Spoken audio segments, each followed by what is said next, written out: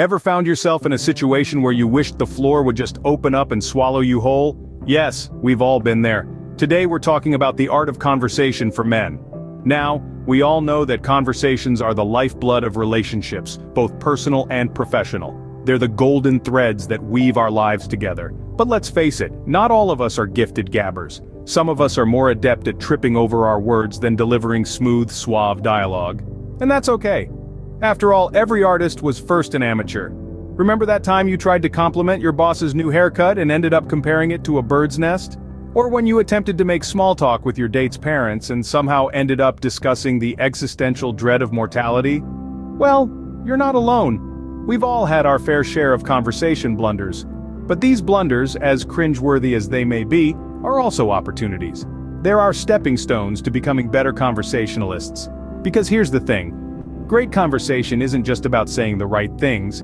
It's about understanding, connecting, and engaging. It's about painting a picture with words and inviting others to step into your world. Now, I'm not saying you'll become a master conversationalist overnight. It takes practice, patience, and a fair bit of messing up. But don't worry, messing up is part of the process. It's how we learn, grow, and become better. So the next time you find yourself in a conversation conundrum, don't panic. Take a deep breath. Remember that we're all human and know that it's okay to mess up. After all, every conversation is a new opportunity to learn and improve. Stick around for some actionable tips to save you from your next conversation disaster. Ever wondered why we have 2 ears and only 1 mouth? Here's a hint, it's not just for wearing 2 earphones. You see, the art of conversation isn't just about talking. No, it's about listening, and I mean really listening. Not just waiting for your turn to speak, but actively understanding and absorbing what the other person is saying. It's about showing genuine interest, and that, my friends, is a powerful tool. Consider this. When you listen, truly listen, you're not just hearing words. You're hearing emotions, experiences, perspectives. You're stepping into someone else's world, and that's a privilege. It's a chance to learn, to grow, and to connect on a deeper level. It's an opportunity to build trust, to show empathy, and to strengthen relationships. And who wouldn't want that? So how can you become a better listener? Well, it starts with being present. Put down your phone, tune out the distractions, and focus on the person in front of you. Give them your full attention. Show them that you value their thoughts and feelings, and that's not just about nodding your head or making uh-huh sounds. It's about engaging with what they're saying. Ask questions, provide thoughtful responses, show curiosity. And let's not forget about body language. It's easy to forget that communication isn't just verbal. Our bodies speak volumes, often more than our words do. So, lean in, maintain eye contact, and use open body language. These nonverbal cues show that you're interested and engaged. But remember, active listening isn't about agreeing with everything the other person says. It's about understanding their viewpoint, even if it's different from yours. It's about respecting their thoughts and feelings, even if you don't share them. It's about holding space for them to express themselves, without judgment or interruption. Listening then is a gift. It's a gift you give to others, and a gift you give to yourself. It's a way to deepen connections, to broaden your perspectives, and to enrich your life.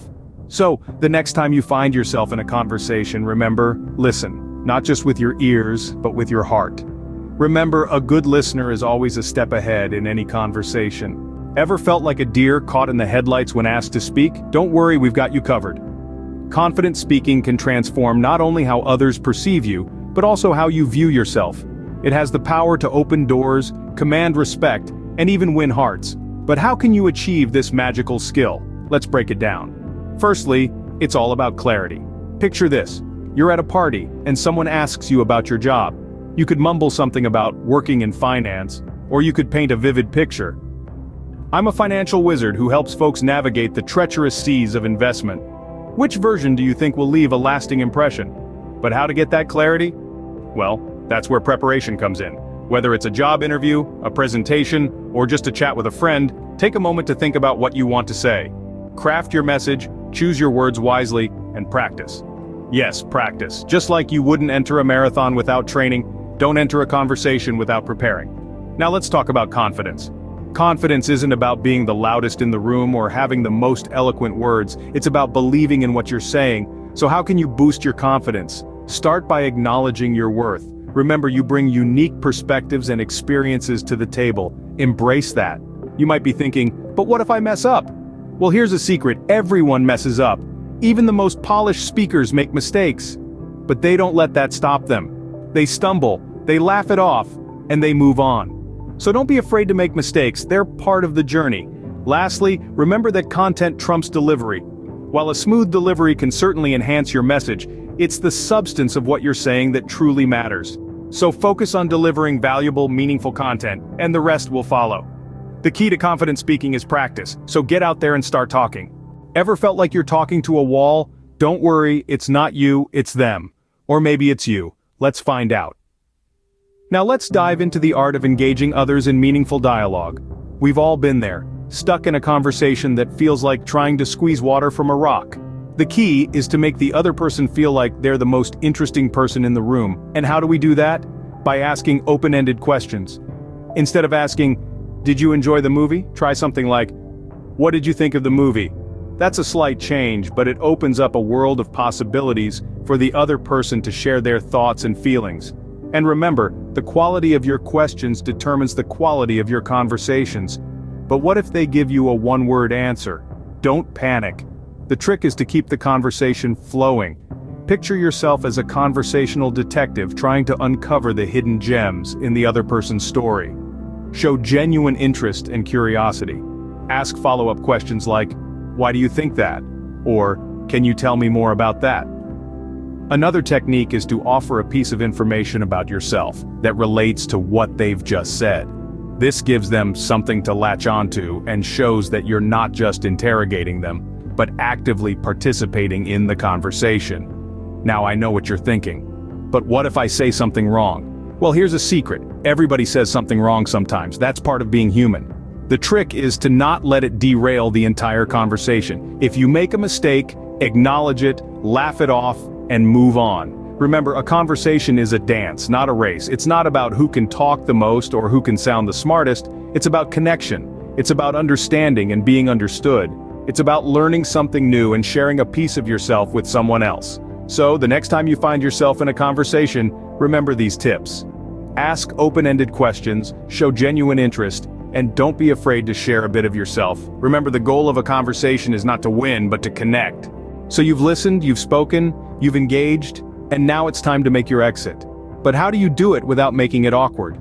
Well, it's all about the art of concluding a conversation.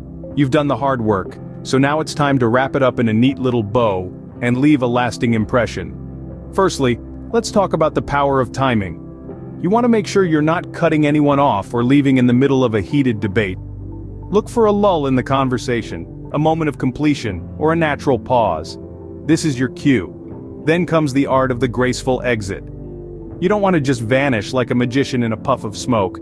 Instead, express gratitude for the conversation. Something simple like, "I've really enjoyed our chat," or "I learned a lot from our discussion." Now let's not forget the power of humor. A well-placed joke or a witty comment can pave the way for a smooth exit. It leaves the conversation on a high note, and trust me, people will remember you for it. Something as simple as, "Well, I better go before I start making sense," or "It's time I return to my imaginary world," can lighten the mood. But remember, humor is a tricky tool. What's funny to you might not be funny to others. So keep it light, keep it clean, and most importantly, keep it sincere. You're not auditioning for a stand-up comedy show, you're just trying to leave a lasting impression. Also, don't forget to indicate your intention to catch up again.